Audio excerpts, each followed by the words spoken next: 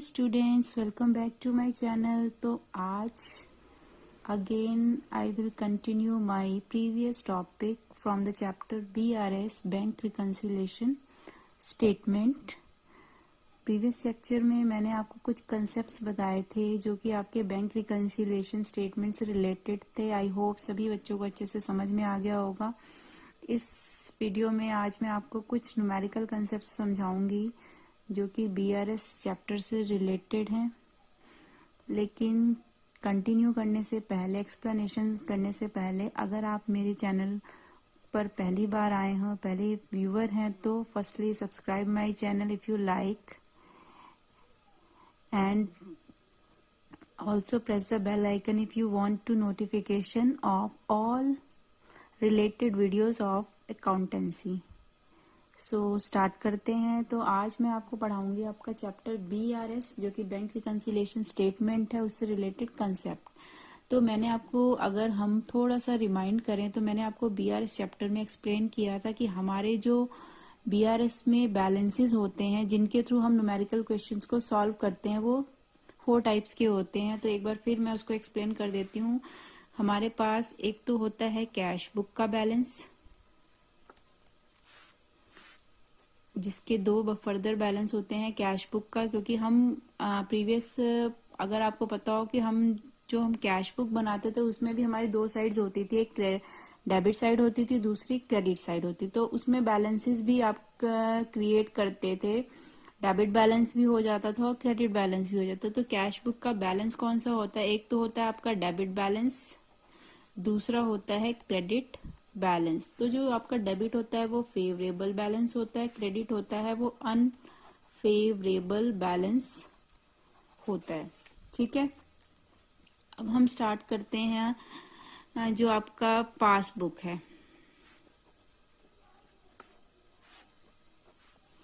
Passbook के भी 2 balance होते हैं। एक तो होता है डेबिट बैलेंस, दूसरा होता है क्रेडिट बैलेंस। तो जो आपका डेबिट बैलेंस होता है पासबुक को, उसको बोला जाता है अनफेवरेबल, और क्रेडिट बैलेंस होता है उसको बोला जाता है फेवरेबल बैलेंस। कई बार क्या होता है कि हमारे हम जो भी अकाउंट होल्डर होता है, अगर उसके पास उसके बैंक से रिलेटेड कोई भी ट्रांजेक्शन का मैसेज आता है, तो उसके मोबाइल में एक फर्दर एक मैसेज आता है कि this amount is credited to your account, this amount is debited to from your account.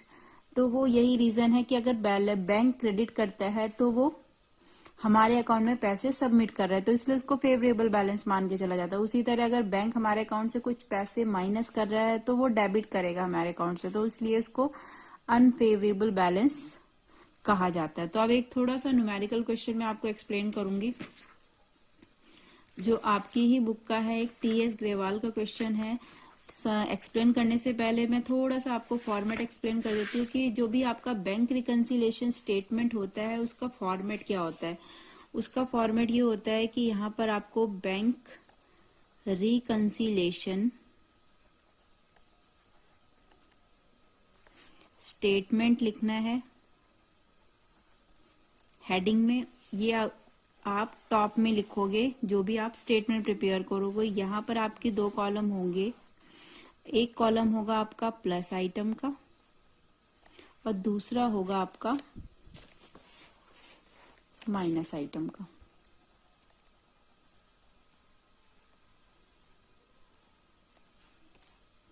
यहां पर आप जो लिखोगे वो होगा आपका पर्टिकुलर्स। ठीक है, पर्टिकुलर्स में आप वो अमाउंट्स लिखोगे जो आपके क्वेश्चन के अंदर गिवन होंगी।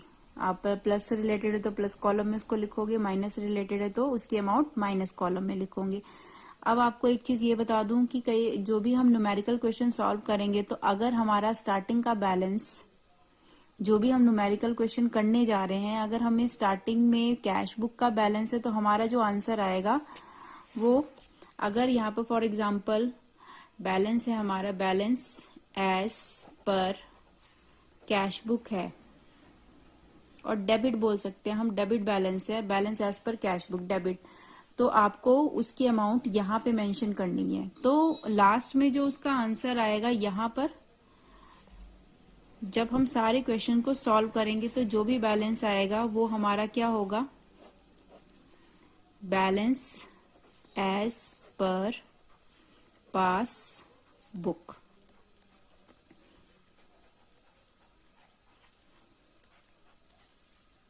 बैलेंस एज पर, क्योंकि हम फेवरेबल बैलेंसेस की बात तो डेबिट बैलेंस फेवरेबल, इसलिए इसको हम प्लस कॉलम में लिखेंगे।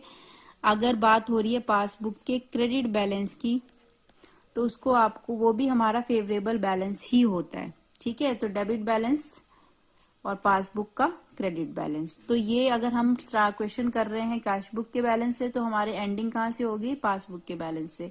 तो ये था फॉर्मेट बैंक रिकंसिलिएशन स्टेटमेंट। ये किसी टाइप का अकाउंट नहीं, यहाँ पर हम पासबुक और कैश बुक को मैच कर रहे हैं इस फॉर्मेट स्टेटमेंट के थ्रू। तो चलिए अब थोड़ा सा न्यूमेरिकल क्वेश्चन कर लेते हैं, ताकि सभी के जो भी डाउट्स हैं या इस चैप्टर से रिलेटेड जो भी प्रॉब्लम्स हैं वो क्लियर हो जाए। तो मैंने एक क्वेश्चन लिया जो कि आपको अपनी स्क्रीन पे दिख रहा होगा। यहाँ पे एक न्यूमेरिकल क्वेश्चन लिया है। क्वेश्चन है आपका debit balance as per cash book के बैलेंस का क्वेश्चन है। क्वेश्चन है prepare bank reconciliation statement from the following. आपको क्या प्रिपेयर करना है, बैंक रिकंसिलिएशन स्टेटमेंट प्रिपेयर करना है। तो इसमें 4 ट्रांजेक्शन है। फर्स्ट ट्रांजेक्शन क्या है आपकी, debit balance as per cash book 15,000। Then second है आपका cheque deposited but not cleared 1,000। Third आपका ट्रांजेक्शन है cheque issued but not presented amounting rupees 1,500। And last is bank interest that is 200। तो यहाँ पर क्योंकि बैलेंस किसका है हमारे पास आपको फर्स्ट थिंग क्या लिखनी है, आपको यहाँ पे लिखना है बैलेंस एज पर दी कैश बुक। अब इस क्वेश्चन में कुछ भी मेंशन नहीं है कि डेबिट बैलेंस, हाँ इसमें है मेंशन। कई बार क्या होता है क्वेश्चन में डेबिट बैलेंस मेंशन ही नहीं होता, तो आपको सिंपल लिख दिया जाता है कि balance as per cash book. तो अगर ना तो डेबिट बैलेंस मेंशन है ना क्रेडिट बैलेंस मेंशन, उस कंडीशन में आप क्या करोगे, जो भी बैलेंसेस होंगे उसको प्लस कॉलम में ही लिखोगे। उसको आपको फेवरेबल बैलेंस मान के उसको प्लस कॉलम में लिखना है। तो यहाँ पर इस क्वेश्चन में बैलेंस डेबिट बैलेंस है तो हम प्लस कॉलम में लिखेंगे। कितनी अमाउंट लिखेंगे, 15,000। सेकेंड एंट्री क्या है हमारी, check deposited but not cleared. अब एक चीज बता दूं, क्वेश्चन हम करने जा रहे हैं। अब देखिए जैसे हम ऊपर टॉप में बैलेंस किसका है, कैश बुक का, तो आपको ये मान के चलना है। तो आप कैश बुक को करेक्ट करने जा रहे हैं according to passbook. Means cash book में मिस्टेक्स हैं, हम जो भी एंट्रीज करेंगे किसके अकॉर्डिंग करेंगे, पासबुक में। अगर आपका बैलेंस कैश बुक का है तो आप पासबुक के अकॉर्डिंग उसको करेक्ट करोगे, और अगर आपका टॉप में बैलेंस पासबुक का है तो आप उसको कैश बुक के बैलेंस के अकॉर्डिंग करेक्ट करोगे। तो यही चीज आपको मेन समझनी है, जो भी बैलेंस होगा टॉप पे उस बैलेंस के अकॉर्डिंग ही आपको क्या करना है, अपना क्वेश्चन सॉल्व करना है। क्योंकि इस क्वेश्चन में जो बैलेंस है वो किसका है, कैश बुक का है। डेबिट बैलेंस है कितना है आपका, 15,000। बैलेंस है आपका कैश बुक का 15,000। तो यहाँ पर हम ये मान के चलेंगे, तो हम किसको करेक्ट करने जा रहे हैं, कैश बुक को। मीन्स कैश बुक में प्रॉब्लम है, कैश बुक को किसके अकॉर्डिंग करेक्ट करना है, पासबुक के। तो हम अगर पासबुक में कोई आइटम प्लस हो रही है तो हम उस आइटम को प्लस कर देंगे, पासबुक में कोई आइटम माइनस हो रही है तो उस आइटम को क्या कर देंगे, माइनस। तो हमें यहाँ पर कैश बुक के अकॉर्डिंग नहीं चलना है, पासबुक के अकॉर्डिंग। अब ये कैसे कंसेप्ट क्लियर होगा कि पासबुक के अकॉर्डिंग चलना है कैश बुक के, तो मैं एक्सप्लेन करती हूँ आपको। जैसे फर्स्ट एंट्री क्या है हमारी, check deposited but not cleared. हमारी फर्स्ट एंट्री है check deposited but not cleared. ये हमारी फर्स्ट एंट्री है कि हमने चेक डिपॉजिट किया बट क्लियर नहीं हुआ है। तो जब भी कोई चेक डिपॉजिट होता है तो वो ऑलरेडी हम ये मान के चल रहे हैं कि अगर हमने कोई चेक डिपॉजिट किया है तो वो हमारी कैश बुक में हमने डेबिट साइड ऑलरेडी उसको ऐड कर दिया है, हमने उसको कैश बुक में ऐड कर दिया है। बट अभी तक बैंक ने उसको क्लियर ही नहीं किया है। मीन्स बैंक ने हमारे अकाउंट में क्या नहीं किया, उसे हमने check deposited but not clear. हमने चेक डिपॉजिट करना है बट नॉट क्लियर। हम कोई चेक डिपॉजिट हुआ है, हम ऑलरेडी उसको कैश बुक में एंटर कर चुके हैं, लेकिन अभी तक क्या नहीं हुआ है, वो क्लियर नहीं हुआ है। कहाँ पे क्लियर नहीं हुआ है, मीन्स हमने ऑलरेडी उसे कैश बुक में प्लस कर दिया, लेकिन बैंक ने अभी तक उसको हमारे अकाउंट में क्या नहीं किया है, ऐड नहीं किया है। तो मैं हम क्योंकि कैश बुक का बैलेंस है, पासबुक में जो भी एंट्रीज होंगी हम उसके अकॉर्डिंग यहाँ पे एंट्रीज करेंगे। कैश बुक में तो एंट्री हो गई है डिपॉजिट करने की, क्योंकि चेक डिपॉजिट हुआ है। आप अब ये चीज कंसेप्ट तभी क्लियर होंगे जब आपने कैश बुक अच्छे से, आपको कंसेप्ट क्लियर होंगे।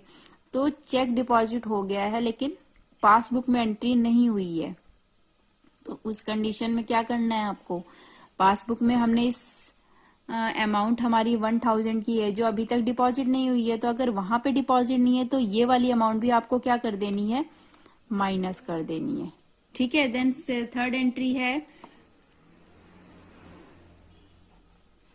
Check issued but not presented. Check issued but not presented. हमने कोई चेक इशू किया है। अब जब भी कोई चेक इशू करती है फर्म, यहाँ पे चेक जो इशू कर रहा है वो कौन कर रहा है, फर्म कर रही है। अगर कोई फर्म चेक इशू करती है तो उस कंडीशन में वो क्या कर रही होती है, वो पेमेंट कर रही होती है। तो पेमेंट ऑलरेडी हमारी कैश बुक से पेमेंट हो गई, मीन्स इशू हो गया तो मीन्स पेमेंट हो गई, लेकिन अभी तक प्रेजेंट ही नहीं हुआ। मीन्स हमने तो ऑलरेडी उसको पे कर दिया है, किसी भी पर्सन को जो भी पेमेंट करनी थी हमने उसको चेक ऑलरेडी दे दिया, बट अभी तक वो पर्सन बैंक में उस चेक को लेके प्रेजेंट ही नहीं हुआ है। तो उस कंडीशन में क्या होगा, हमारी कैश बुक से तो पैसा ऑलरेडी माइनस हो गया है, बट पासबुक में अभी तक क्या नहीं हुआ, वो माइनस नहीं हुआ है। तो अगर पासबुक में माइनस नहीं हुआ मीन्स पासबुक अगर उसे माइनस नहीं, पासबुक में अगर अभी तक उसे माइनस नहीं किया तो हमें भी उसको माइनस नहीं करना है, तो हम उसको क्या कर देंगे, री एड कर देंगे। तो यहाँ पे जो 1500 की अमाउंट है उसको क्या करना है, आपको री एड कर देना है। थर्ड है एंट्री आपकी बैंक इंटरेस्ट। बैंक इंटरेस्ट, जो भी बैंक इंटरेस्ट होता है वो बैंक क्या करता है, अलाउड भी करता है और चार्ज भी कर देता है। तो यहाँ पर बैंक इंटरेस्ट है तो मीन्स हमारे अकाउंट में उसने इंटरेस्ट की अमाउंट क्या करी है, ऐड करी है। बैंक ने ऑलरेडी हमारे अकाउंट में इंटरेस्ट का जो पैसा है वो ऐड कर दिया, बट हमारे पास उसकी कोई इन्फॉर्मेशन नहीं। अब यहाँ पे ऐसा कोई भी लाइन नहीं आपको मेंशन होगी कि इंटरेस्ट की कोई इन्फॉर्मेशन नहीं है। अगर सिंपली आपको आ जाता है बैंक इंटरेस्ट, सिंपली आपको क्या आ जाता है, बैंक इंटरेस्ट लिखा हुआ आ जाता है आपको, तो उस कंडीशन में आपको ये समझ आना है कि जो भी बैंक ट्रांजेक्शन्स करते हैं इंटरेस्ट से रिलेटेड वो हमारे अकाउंट में प्लस करते हैं। तो अगर बैंक ने हमारे अकाउंट में पासबुक में ऑलरेडी इंटरेस्ट क्रेडिट कर दिया है लेकिन उसकी इन्फॉर्मेशन हमारी कैश बुक को नहीं थी, तो कैश बुक में कोई एंट्री नहीं हुई। हमें किसके अकॉर्डिंग चलना है, पासबुक। पासबुक अगर इंटरेस्ट को ऐड कर रही है तो हमें भी क्या कर देना है, उस इंटरेस्ट को ऐड कर देना है। तो यहाँ पर जो 200 है उसको आपको क्या कर देना है, ऐड कर देना है।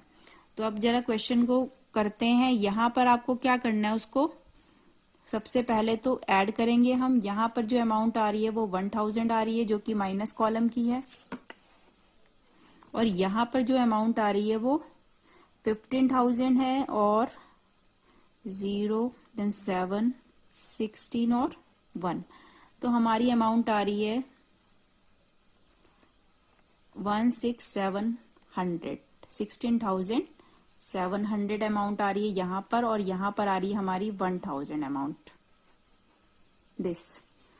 अब यहाँ पर आपको करना क्या है, यहाँ पर देख लीजिए प्लस कॉलम का बैलेंस ज्यादा है, माइनस कॉलम का कम है, तो डिफरेंस जो भी आ रहा है वो आपको कहाँ लिखना है, 15,700, और यहाँ पर आपका आ जाएगा टोटल, जो भी आपका टोटल है, टोटल आपका कितना आ रहा है 16,700, और यहाँ पर बैलेंस कितना आ जाएगा आपका 16,700 ये।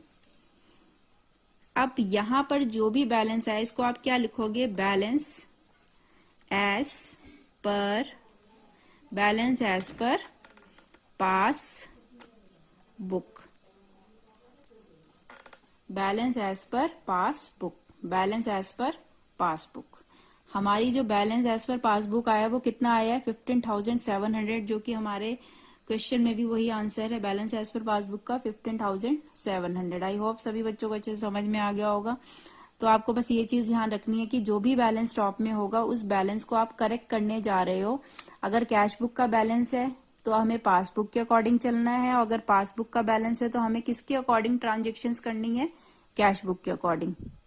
तो यहाँ पर कैश बुक का बैलेंस है तो हमारी सारी एंट्रीज किसके अकॉर्डिंग हुई है, पासबुक के अकॉर्डिंग।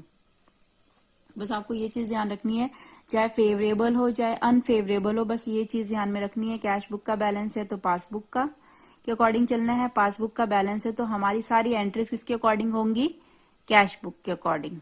तो ये था आपका balance as per cash book या favourable balance as per cash book का एक न्यूमेरिकल क्वेश्चन। आई होप सभी बच्चों को अच्छे से समझ में आ गया होगा।